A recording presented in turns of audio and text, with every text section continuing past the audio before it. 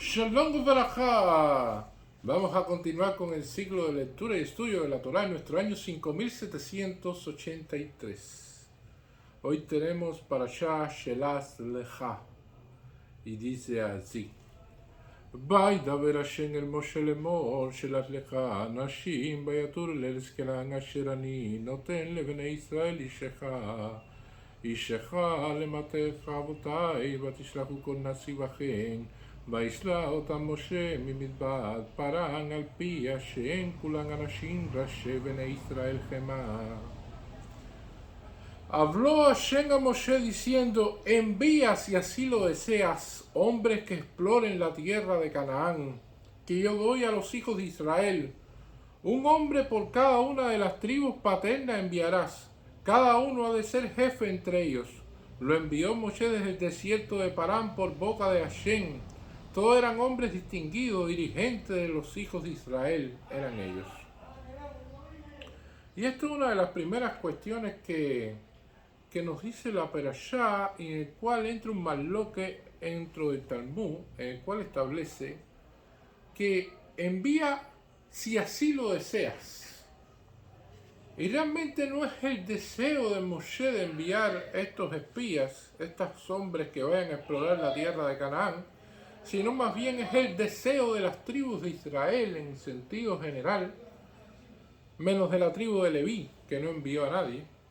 Pero las tribus de Israel, en este caso que estaban viviendo en el desierto, en el cual eran proveídos con el maná, con las nubes de gloria y con el agua de la fuente de Miriam, y veían todos estos milagros diariamente, sabían perfectamente de que si la tierra era prometida por Hashem, tenía que ser una tierra buena.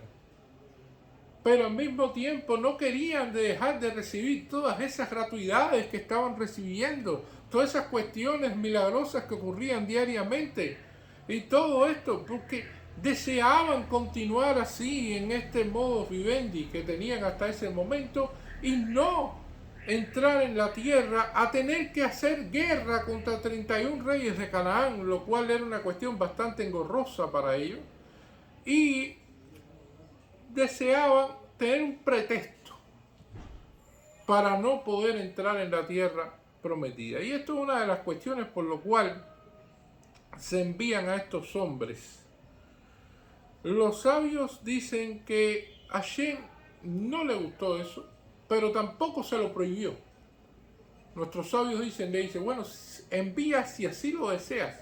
O sea, si deseaban las personas dentro del pueblo de Israel, sus habitantes, enviar para conocer las cualidades de la tierra y todas estas cuestiones, algo que era innecesario.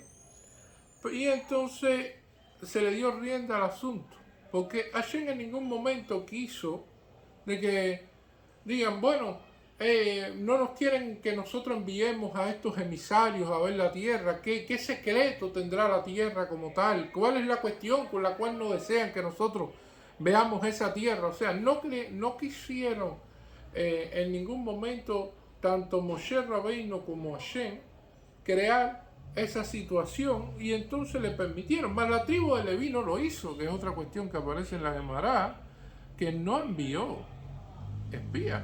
Y una de las primeras explicaciones que aparece es que la tribu de Leví no tenía ninguna aspiración material dentro de la tierra de Israel.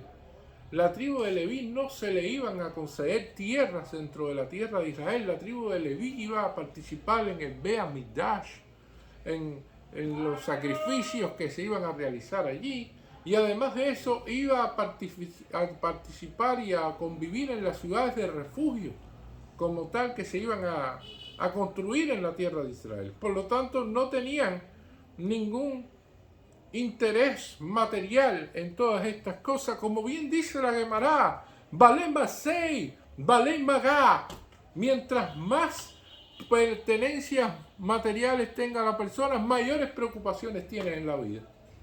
Y entonces, por lo tanto, ellos no tenían ningún interés material, sencillamente tenían sus ciudades de refugio y su templo allí, en el primer caso Mishkan, después sería el Beit Hamikdash. La otra cuestión es que la tribu de Leví tenía emuná, tenía fe en Hashem. Era una tribu apegada al servicio de Hashem, al servicio religioso, tanto que participaban en las diferentes abogadas que podían realizar. Y entonces no tenían ningún tipo, se pudiera decir, de desviación de la fe y no tenían ninguna duda con respecto a eso. Y aquí aparece entonces que se envían a estas personas, más Moshe decide en su momento cambiarle el nombre a Hoshea ben Nun y llamarle Yoshua, le añade una Yud, para que Hashem lo protegiera de las ideas de los espías. Y sin embargo, aquí aparecen más locos porque dicen, bueno, lo envió Moshe desde el desierto de Parán por boca de Hashem. Todos eran hombres distinguidos, dirigentes de los hijos de Israel, eran ellos. O sea, aquí dice, perfectamente en hebreo se entiende. Y aparece que Kulan Anashim Rashei Bene Israel. O sea, todos eran personajes ilustres. Pero todos los personajes ilustres, en su mayoría, menos Caleb ben Yefuné y Yoshua ben Nun, estaban con el propósito de buscar el pretexto para no entrar en la tierra prometida y para dar un testimonio falso, por las razones que ya hemos explicado aquí. Entonces, la cuestión es de que Moshe entendió todas estas cuestiones y como Yoshua era una persona que era tan humilde, como era una persona que era tan pacífica, se pudiera decir. Las personas humildes tienen la característica de escuchar más a las otras personas, se organizan más y se dejan influenciar más. Y ese era un temor que tenía Moshe, de que se dejara influenciar. Y si que todos los espías dijeran, bueno, la tierra no es buena, y entonces Yoshua dijera, bueno, para lograr el shalom de todo esto, yo voy a decir también que la tierra no es buena, aunque no es verdad. Y entonces hay que ser hombres de paz, pero hay que perseguir la paz, que es otra cuestión interesante. Una cuestión es que muchas veces se hagan determinadas cuestiones en la vida en la cual uno haga concesiones por tratar de mantener la paz, y otras veces hay cosas en las cuales son determinantes y hay que perseguir la paz, y se persigue la paz precisamente enfrentándose a las cosas que no están bien hechas. Y esto es uno de los ejemplos de lo que pasó aquí cuando Yoshua y Caleb ben Yefuné tuvieron que hablar y dijeron la verdad. Y querían matar a Caleb ben Yefuné. Fíjense, si eso era una cuestión tan funesta, se pudiera decir, una cuestión en la cual querían matar a Caleb por decir las cosas que estaba diciendo. Y en la cuestión también en la Torá aparecen otros episodios de perseguir la paz también complejos, como lo que pasó con Pinjas, que tuvo que en su momento hacer justicia con Seramiel ben Surishadai, con Sinri, porque si no iba a hacer que todo el pueblo de Israel pecara y fuera destruido. Y entonces tuvo que perseguir la paz a través de esa acción que tuvo. Y eso puede suceder en una casa que se tengan varios hijos. Puede ser que un hijo llegue a las 3 de la mañana y la persona no diga nada, no, para mantener la paz, para no buscar discusiones. Y que después otro hijo le grita a su mamá y le arma problemas a su mamá, y entonces no le digas nada para mantener la paz. Y después otro hijo le bota la comida y entonces dice que no va a comer y la tira así para el piso y todas estas cuestiones, y entonces no se dice nada para mantener la paz. Y entonces, con todas estas medidas que se han tomado para obtener la paz, al final será un desastre de paz lo que tendrán, porque sencillamente vivirán realmente no en un hogar, sino en un lugar que es muy parecido a un Gehinnom, a un infierno. Por lo tanto, hay que perseguir la paz, y hay que perseguirla no solamente en el hogar, sino en la casa, en el país, en todos los lugares, y muchas veces hay que enfrentar las cosas que están incorrectas. Y muchas veces vemos de que existe indisciplina social y que las personas tiran las cosas donde quieran y que hacen cosas que están indebidas.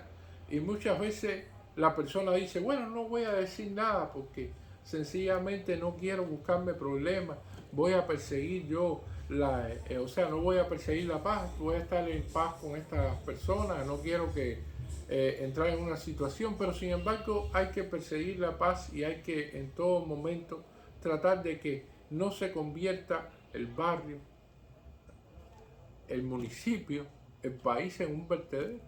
Tenemos que intentar de que se logre como tal, de que entre todos se puede lograr, de que la persona le diga a la otra persona lo que no está bien hecho, lo que cívicamente no está realizando, y así es una manera de perseguir la paz como tal.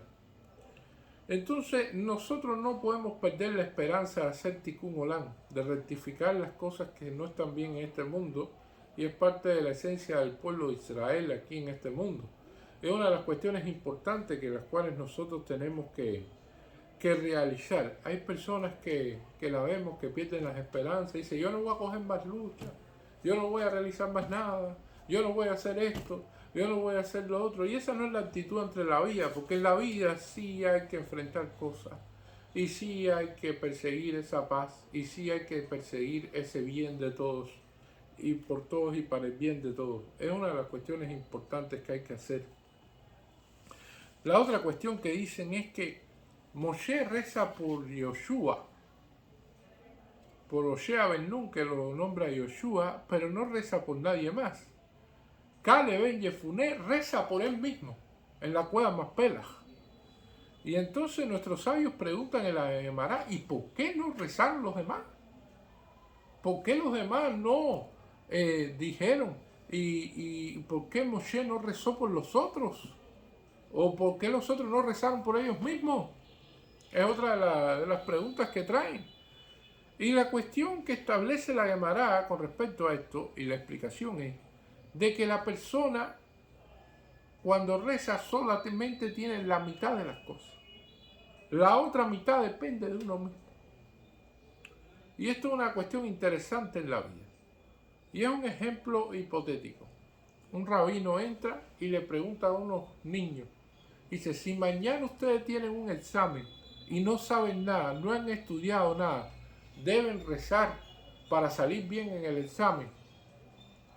Y entonces el 80% de los niños contesta que sí, y un 20% contesta que no. Y la cuestión es que ese 20% que contestó que no, está en lo correcto. Porque precisamente la persona no puede rezar por algo que va a ser un milagro y que no es merecedora de ello. Por lo tanto, la persona debe estudiar para el examen y en todo caso rezar que por lo que estudió no se le vaya a olvidar. Que por lo que estudió sea lo que en el examen aparezca y que entonces pueda obtener una buena calificación como tal. Pero siempre y cuando haya estudiado para eso. Siempre y cuando se haya preparado para eso. Y entonces no son tefilás en vano.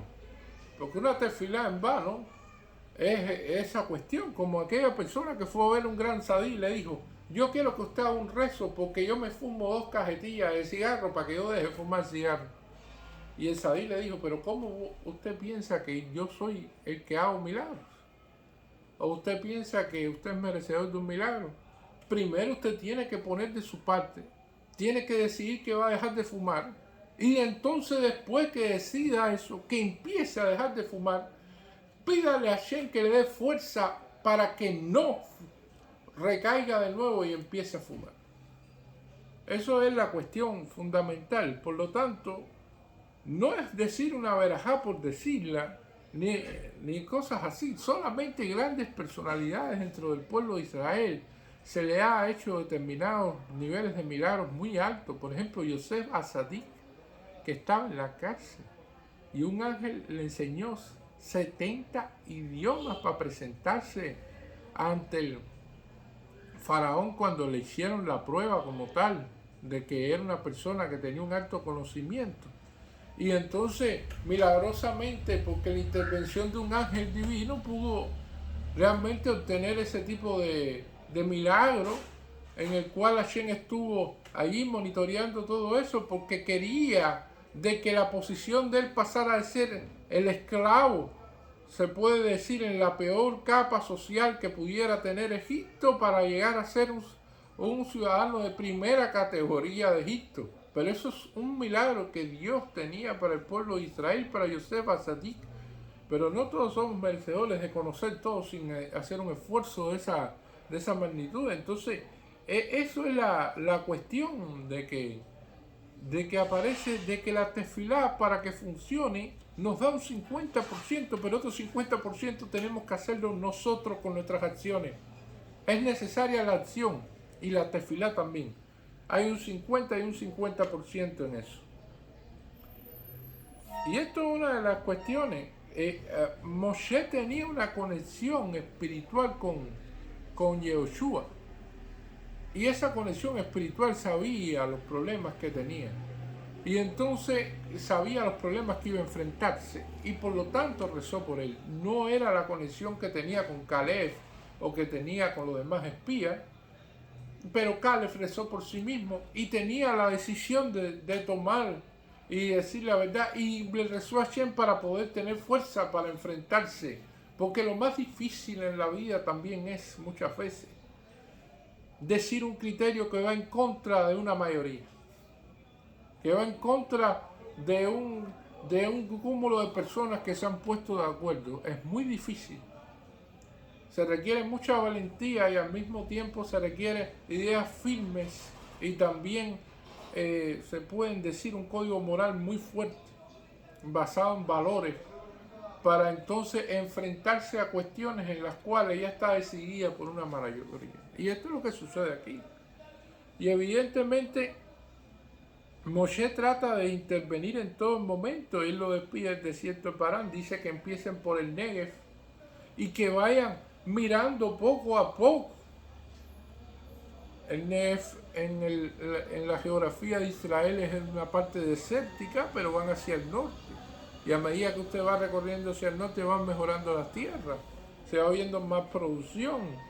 Se va viendo una cuestión que va mejorando a medida que pasa y va llegando y se acerca más al Líbano. Y entonces cuando se van realizando eso es como un comerciante como comercia. Primero debe enseñar las peores mercancías y después cuando la persona dice, bueno, y tiene algo mejor, algo más bonito, enseñar algo mejor y así sucesivamente. Y después decirle, bueno, esto es bastante caro para ti, pero a lo mejor tú lo puedes comprar, esto es lo más fino que hay y todas estas cuestiones. O sea, los comerciantes tienen habilidades para convencer precisamente a los clientes de que compren sus mercancías. Y esto es una de las cuestiones que sucedió aquí.